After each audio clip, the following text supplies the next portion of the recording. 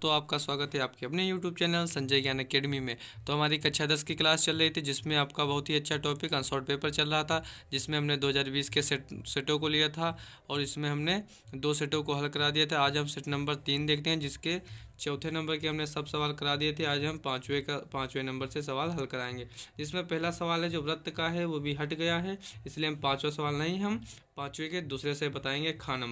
खा नंबर सवाल क्या दिया है, सिद्ध करना, जिसमें कि 1+10² ए बटे 1+cot² ए बराबर सिद्ध करना है 1-10 का होल स्क्वायर बटे 1-cot का होल स्क्वायर। तो हमारा जिसमें LHS पद दिया है उसको सिद्ध करना है किसके, RHS पद के इक्वल। तो सबसे पहले हम क्या लेते हैं, LHS से हम सबसे पहले LHS से इसको हल करेंगे। तो LHS हमारा क्या दिया है, 1+10² ए बटे 1+cot² ए। हम जाते हैं 1+10² किसके इक्वल होता है, sec² ए, और 1+cot² ए किसके इक्वल होता है, cosec² ए।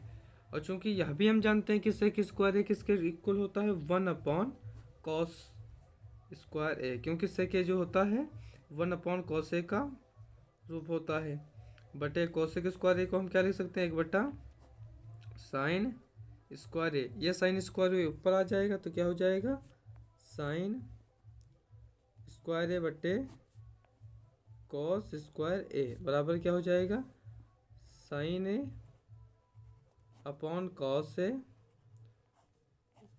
का होल स्क्वायर ए हो जाएगा। और sin अपॉन cos क्या होता है, tan, तो tan² ए हो जाएगा। अब हम देखते हैं RHS हमारा क्या दिया है, 1-tan ए का होल स्क्वायर बटे 1-cot ए का होल स्क्वायर। अब इसको हम क्या लिख लेते हैं, 1-tan ए बटे 1-cot ए पूरे का होल स्क्वायर। इस हिसाब से हम करेंगे तो 1-tan ए का भी होल स्क्वायर हो जाएगा बटे 1-cot ए का भी होल स्क्वायर हो जाएगा। अब इसको हम हल कर लेते हैं, तो ये ऊपर हो जाएगा 1-tan ए बटे 1-cot ए को क्या हम ले सकते हैं, 1/tan ए, और ये पूरे क्या हो जाएगा, वर्ग हो जाएगा। अब हम आगे हल करते हैं तो क्या हो जाएगा, 1-tan ए बटे एलसीएम लेंगे तो क्या हो जाएगा, tan a -1 बटे tan a का होल स्क्वायर। अब हम इसको आगे हल करते हैं तो क्या हो जाएगा, tan a into 1-tan a बटे tan a -1 का होल स्क्वायर। अब इसमें हम माइनस का tan a ले लेते हैं कॉमन, तो इधर क्या बचेगा, tan a -1, इधर क्या हो जाएगा, tan a -1, इस सब का क्या हो जाएगा स्क्वायर। हमने माइनस यहाँ पर क्यों कॉमन लिया, क्योंकि हमारा हर में दिया था tan a -1 और ऊपर था 1-tan a। यदि हम माइनस का कॉमन ले लें तो हमारा हर का जैसा रूप हो जाएगा tan a -1, इसलिए हमने माइनस को कॉमन लिया। तो tan a -1 कैंसिल हो जाएगा। अब क्या हमारे पास बचा, माइनस का tan a का होल स्क्वायर बराबर क्या हो जाएगा, tan² a। अब हमारा RHS जो आ गया LHS के इक्वल, यही हमें सिद्ध करना था, जो कि सिद्ध हो गया। आइए हम पांचवे का ग नंबर सवाल देखते हैं। दिया है, यदि बिंदु a, 0, 0, -b तथा x, y संरेख है तो सिद्ध करना है x/a + y/b बराबर 1। तो हमारे बिंदु क्या दिए हैं, a, 0, 0, b और x, y। यदि ये बिंदु संरेख है तो संरेख है मतलब कि ये तीनों बिंदु क्या होंगे, एक ही रेखा में स्थित होंगे, तो इनके द्वारा ना कोई त्रिभुज बनेगा ना कोई भी आकृति बनेगी।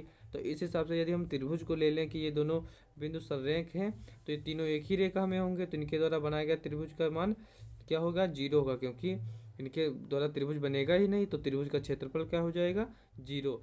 तो हम इनको पहले मान लेते हैं, इसको x1 मान लिया हमने और इसको y1 मान लिया, इसको x2 मान लिया, इसको हमने y2 मान लिया, इसको x3 मान लिया और y3 मान लिया। जो दिए गए निर्देशांक थे उनको x1 y1 x2 y2 और x3 y3 में हमने मान लिया। तो हम जानते हैं त्रिभुज का क्षेत्रफल का सूत्र क्या होता है, तो त्रिभुज का क्षेत्रफल बराबर होता है 1/2 x1 y2 minus y3 plus x2 y3 minus y1 plus x3 y1 minus y2। ये हमारा कहा क्या सूत्र होता है, त्रिभुज का क्षेत्रफल का। तो हमने आपको लोगों को बताया ही है कि ये तीनों बिंदु क्या हैं, एक ही रेखा में यानी सररेख है। तो इनके द्वारा त्रिभुज का मान क्या हो जाएगा, त्रिभुज के क्षेत्रफल का मान 0। तो हम यहाँ पर लिख देंगे 0 बराबर 1/2। x1 हमने क्या यहाँ पर देखा है, a है। y2 कितना है, b है। y3 कितना है, y है, यहाँ से देखें। प्लस x2 मान कितना है, 0 है। y3 कितना है, y है। और y1 कितना है, 0 है। प्लस x3 कितना है, x है। और y1 कितना है, 0 है। और y2 कितना है, b है। इसको हम आगे हल करेंगे। हम आगे हल करके देखते हैं। तो ये क्या हो जाएगा, 0 बराबर 1/2 गुणे, इसकी गुणा कराएंगे तो क्या हो जाएगा, AB माइनस AY प्लस 0 की गुणा यदि हम इस पद से कराएंगे तो 0 ही हो जाएगा, प्लस का 0 माइनस का BX। अब ये 1/2 है, यदि इसके भाग में जाएगा तो 0 हो जाएगा, बराबर AB minus AY minus BX। अब हम इसमें जो ये माइनस के पद AY और माइनस के BX हैं, इसको हम बराबर के इस तरफ ले आएंगे। तो यह हो जाएगा AY प्लस BX बराबर AB। अब लिखेंगे समीकरण के दोनों पक्षों में AB से भाग देने पर, हम समीकरण के दोनों पक्षों में काहे से भाग देंगे, AB से। तो यह क्या हो जाएगा, AY बटे AB प्लस BX बटे AB बराबर AB बटे AB। यह AB कट जाएगा, 1 हो जाएगा। यहाँ पर B कैंसिल हो जाएगा, A कैंसिल हो जाएगा। तो क्या बचेगा हमारे पास, Y बटा B प्लस X बटा A बराबर 1। हम लोगों को सिद्ध क्या करना था, x बटे A प्लस Y बटे B बराबर 1, जो कि क्या हुआ, सिद्ध हो गया। यही आंसर है। आइए अब हम 5वें का घ नंबर सवाल देखते हैं, जिसमें हमें माध्यिका ज्ञात करना है। तो जिसमें वर्गंतराल दिया है 0 से 10, जिसकी बारंबारता 4 दी है। 10 से 20 की बारंबारता 13 है। 20 से 30 की बारंबारता 18 है। 30 से 40 की बारंबारता 9 तथा 40 से 50 की बारंबारता 6। तो हमें सबसे पहले माध्यिका ज्ञात करने के लिए उसकी संचयी बारंबारता निकालनी होती है। संचयी बारंबारता में क्या होता है, पहला वर्ग अंतराल की बारंबारता सेम लिख ली जाती है। दूसरे वर्ग अंतराल में पहले वर्ग अंतराल की बारंबारता तथा उस वर्ग अंतराल की बारंबारता का योग हो जाता है। इसी तरह से क्रमशः योग जुड़ता चला जाता है। तो ये क्या हो जाएगा, 13 और 4 कितना हो जाएगा, 17। 17 18 क्या हो जाएगा, 35 हो जाएगा। 35 9 क्या हो जाएगा, 44 हो जाएगा। 44 6 क्या हो जाएगा, 50 हो जाएगा। तो यदि हमें संचयी बारंबारता जो लास्ट होगी वही बारंबारता का योग होगा। तो यानी कि हमारा समेशन एफ यानी कि बारंबारताओं का योग, तो मान लिया हमने 50 हो गया। यही हमारी क्या होती है, यन होती है। तो बारंबारता में सबसे पहले हम यन बाई 2 का मान निकालते हैं। तो यन बाई 2 क्या हो जाएगा, 50 बटे 2 बराबर हो जाएगा 25। 25 हम देखते हैं किस संचयी बारंबारता के अंतर्गत आ रहा है। ये जो 35 जिसकी संचयी बारंबारता है, जिसका वर्ग अंतराल 20 से 18 है, उसके अंतर्गत क्या आएगा, 25 आएगा। तो हमारी जो यल यानी कि निम्न सीमा जो हो वर्ग अंतराल की, तो क्या हो जाएगी, इसमें क्या है 20, ये 20 हो जाएगी। फिर हम देखते हैं जो हमारा CF क्या होता है, जो हमारा वर्ग अंतराल निकलता है संचय माध्यिका के लिए, उससे ठीक पहले की संचयी बारंबारता। तो इससे ठीक पहला कौन सा वर्ग है, 10 से 20, जिसकी संचयी वार्ता क्या है, 17 है। तो हमारा जो सी एफ क्या हो जाएगा, ये 17 हो जाएगा। और खाली एफ क्या होता है, जिसकी हमें मध्यक वर्ग जो निकलता है उसकी जो बारंबारता होती है वह खाली एफ होती है। तो एफ बराबर हम कितना लिख लेंगे, 18, और सी एफ बराबर कितना लिख लेंगे, 17।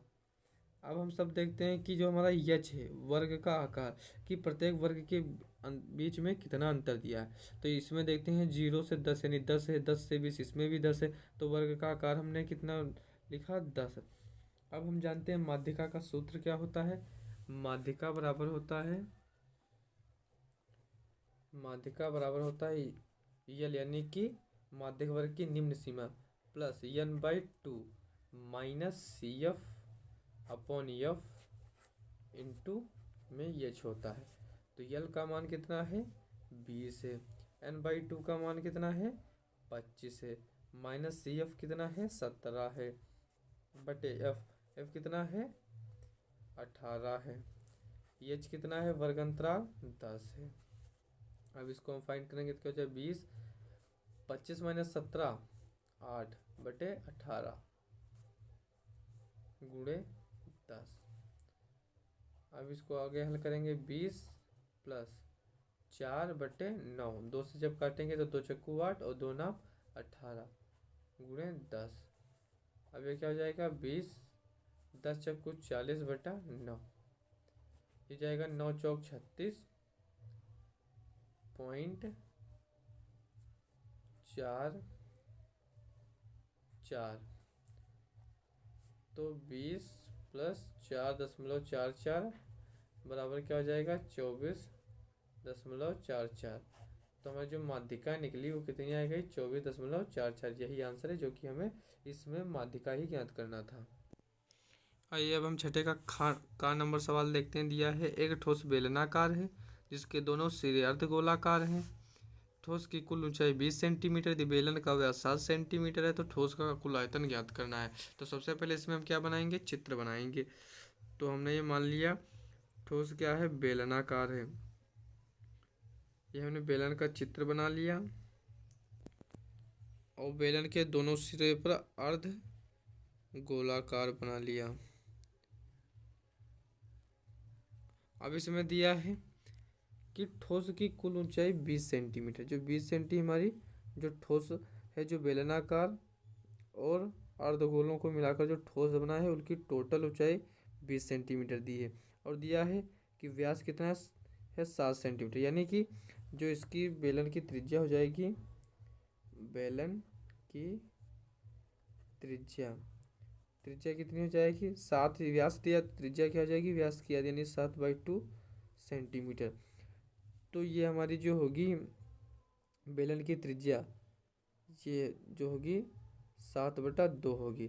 जो बेलन की त्रिज्या होगी वही अर्धगोले की त्रिज्या होगी, तो यानी कि 7/2, ये भी 7/2 होगी मान, और ये भी 7/2 ही मान होगा। तो 7/2 और 7/2 क्या हो जाएंगे। अब हम लिखेंगे बेलन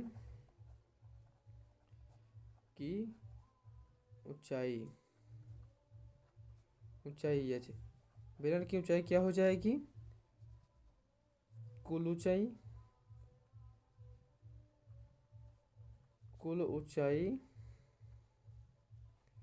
माइनस 2 अर्धगोलों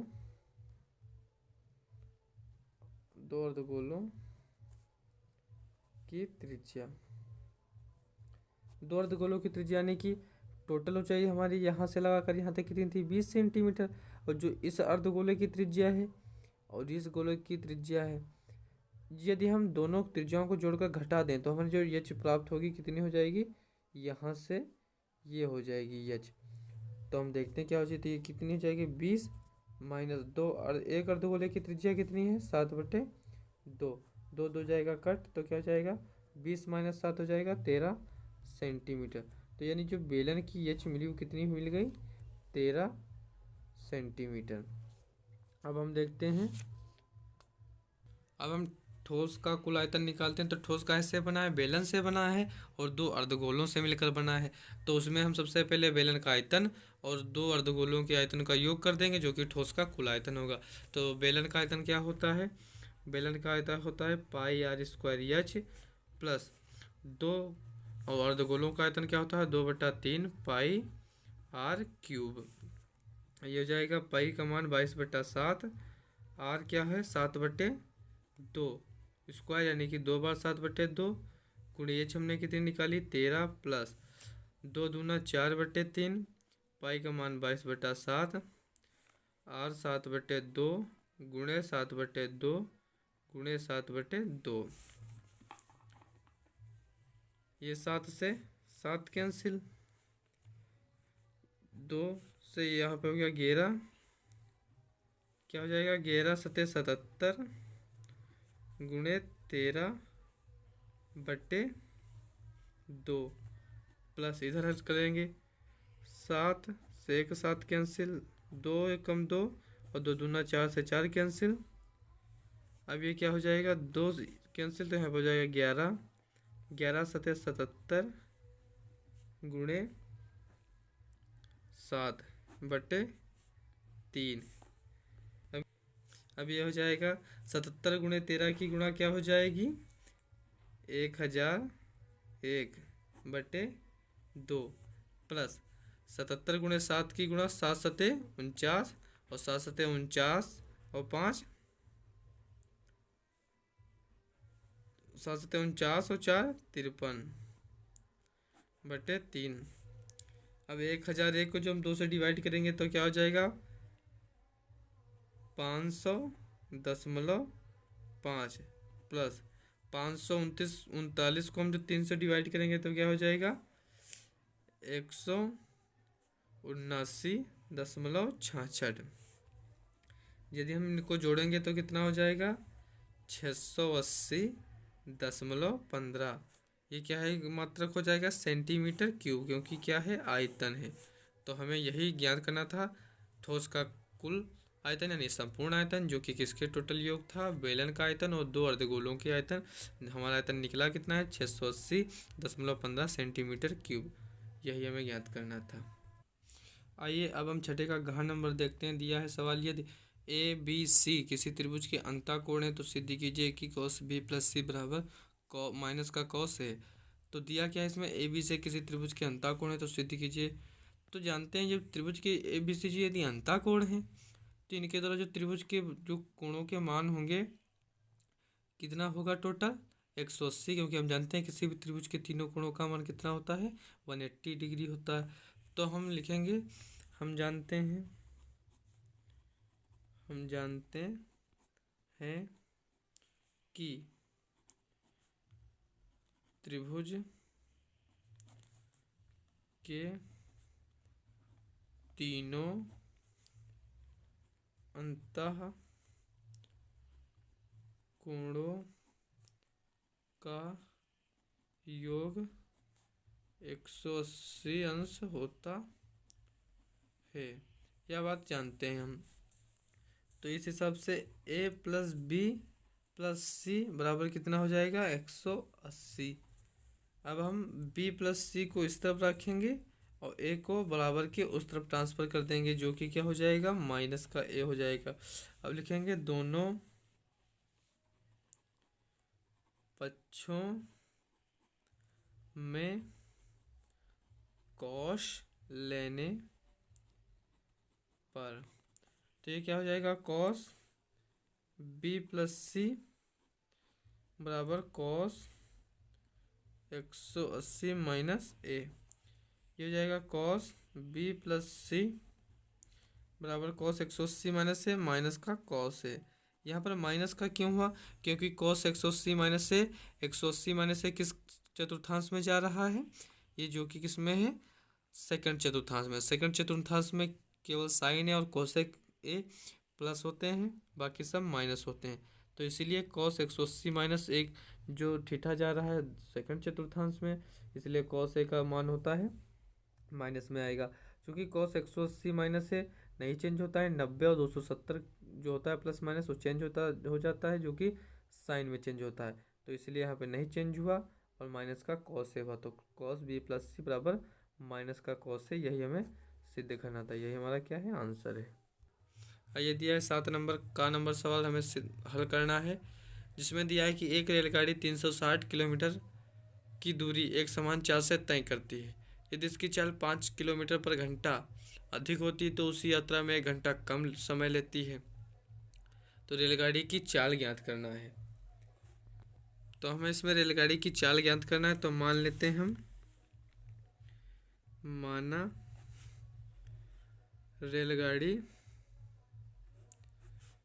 की चाल बराबर यक्स किलोमीटर प्रति घंटा है। दूरी कितनी दी है, दूरी दी 360 किलोमीटर। तो हम प्रथम स्थिति में लिखते हैं, प्रथम स्थिति में, प्रथम स्थिति में जो हमारा समय हो जाएगा,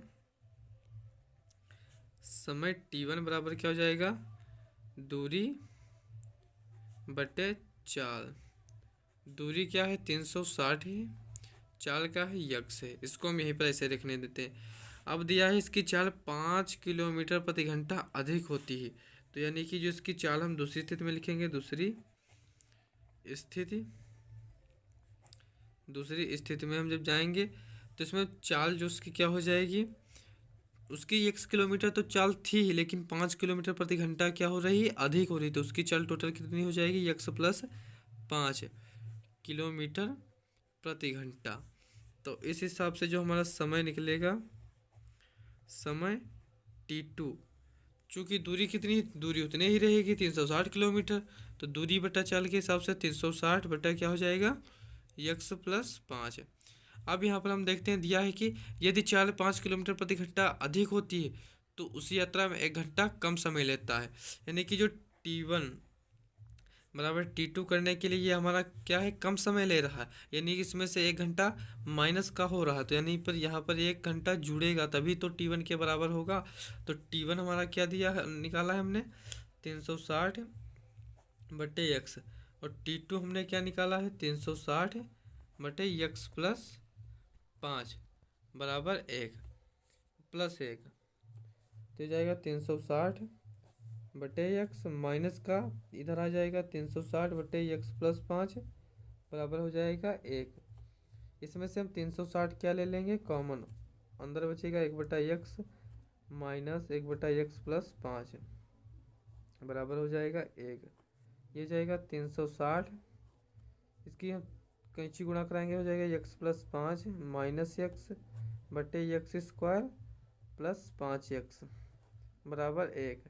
यक्स एक्स से कैंसिल हो जाएगा, यक्स स्क्वायर प्लस 5 एक्स की 1 से गुणा हो जाएगी, तो एक्स स्क्वायर प्लस 5 एक्स ही रहेगा, बराबर 5 की गुणा 360 से क्या हो जाएगी, 5 से 0, 5 छक्का 30, 5 तियाँ 15, 3 1800। तो हमारा द्विघात समीकरण क्या बन जाएगा, x square plus 5 x minus 1800 बराबर 0। अब हम इसके फैक्टर करते हैं। अब हमें इसमें फैक्टर करना है द्विघात समीकरण के, तो हम सबसे पहले देखते हैं यहाँ पर चिन्ह क्या है, माइनस है, तो हमें 1800 की इस प्रकार से गुणा करके हमें फैक्टर बनाने हैं कि घटाने पर जो है 5 एक्स आए, लेकिन गुणा करने पर जो है 1800 ही आए। तो इस हिसाब से देखते हैं, x square plus 45 minus 5 x minus 18, 45 minus 40 x minus 1800 बराबर 0। यदि 45 और 40 की गुणा कराएं तो 1800 आएगा, और 45 माइनस 40 कर दिया जाए तो 5 एक्स आएगा। तो ये हो जाएगा x square plus 45 x minus का 40 एक्स माइनस 1800 बराबर 0। यक्स एक्स ले लेंगे कॉमन, हो जाएगा यक्स प्लस 45 माइनस 40 ले लेंगे कॉमन, हो जाएगा यक्स प्लस 45 बराबर 0। यक्स माइनस 40 हो जाएगा बाहर, और यक्स प्लस 45 ये फैक्टर बन जाएगा बराबर 0। तो लिखेंगे यदि एक्स माइनस 40 बराबर 0, तो एक्स बराबर क्या हो जाएगा 40। तो हमारी जो रेलगाड़ी की चाल कितनी निकल आएगी, रेलगाड़ी कि 4 बराबर 40 किलोमीटर प्रति घंटा, यही हमें ज्ञात करना था। आइए हम 7 नंबर का अथवा खंड का नंबर का देखते हैं। दिया है सवाल 1/x+4 माइनस 1/x-7 बराबर से 11/30 है, तो x का मान ज्ञात करना है। तो दिया क्या है 1/x+4 माइनस 1/x-7 बराबर 11/30। तो इसमें हम एलसीएम लेंगे तो क्या हो जाएगा, x-7 माइनस x-4 बटे x+4 गुणे x-7 बराबर 11/30। x कैंसिल हो जाए, 7 4 माइनस का 11 बटे इसकी हम गुणा कराएंगे तो क्या हो जाएगी, x² प्लस 4x माइनस का 7x माइनस का 7 चौक 28 बराबर 11/30। 11 से 11 कैंसिल हो जाएगा, यहाँ बचेगा माइनस का 1, तो माइनस का 1 गुणे 30 बराबर x² 4x minus 7x minus का 3x माइनस का 28। अब ये हो जाएगा x² माइनस का 3x माइनस का 28, ये जाएगा माइनस का 30 बराबर के इधर आएगा तो प्लस का 30 बराबर 0। x² माइनस का 3x माइनस का 28 प्लस का 30 क्या हो जाएगा, प्लस का 2 बराबर 0। हमें 2 कैसे फैक्टर करना है, जो जोड़ने पर 3 बन जाए तो 2 1 कम 2 2 1 3, x² माइनस का 2x माइनस का x प्लस 2 बराबर 0। x ले लेंगे कॉमन तो जाएगा x माइनस 2, माइनस का 1 कॉमन ले लेंगे x प्लस x माइनस 2 बराबर 0। तो x minus 2 into x minus 1 बराबर 0 लिखेंगे। जब x माइनस 2 बराबर 0 तो x बराबर क्या हो जाएगा 2, और जब x माइनस 1 बराबर 0 तो x बराबर क्या हो जाएगा 1। तो हमें x के मान क्या निकले 1 और 2, तो हमारा समीकरण का हल क्या है 1, 2, यही हमें ज्ञात करना था। आइए अब हम छठे का ग नंबर सवाल देखते हैं, जो कि हमारा रह गया था, छूट गया था। अब देखते हैं सवाल क्या दिया है छठे का ग नंबर। 2 अंकों की एक संख्या में अंकों का योग 12 है, अंकों के स्थान बदलने पर प्राप्त हुई संख्या दी गई संख्या से 18 अधिक संख्या ज्ञात कीजिए। तो माना हमने संख्या क्या है, माना संख्या क्या है 10x प्लस वाई, जिसमें जो अंकों का योग कितना है 12। तो अंक हमारा क्या है x का वाई है, तो x प्लस वाई का योग कितना है 12 है। अब दिया है अंकों के स्थान बदलने पर, स्थान जो बदले जाए तो क्या हो जाएगा 10y प्लस x, यानी कि x के स्थान पर y और y के स्थान पर x हो जाएगा। तो बदलने पर जो प्राप्त संख्या है मूल संख्या से 18 अधिक है, यानी ये जो हमारी संख्या मिली है 18 अधिक किससे है